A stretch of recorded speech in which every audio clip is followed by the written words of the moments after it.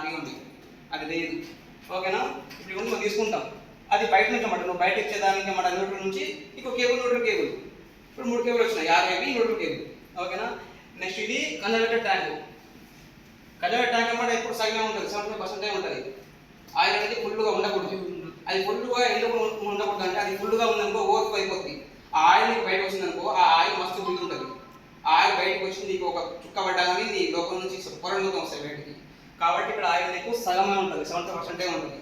ఆ సగం ఉన్న ఆయిల్ అటు ఇటు ఊగుతూ ఉంటుంది. అటు ఊగడం వల్ల ఆ ఉన్న హీట్ అనేది ఇట్లా బయటకు వచ్చి ఇక్కడ ఉంటుంది బ్రీతర్.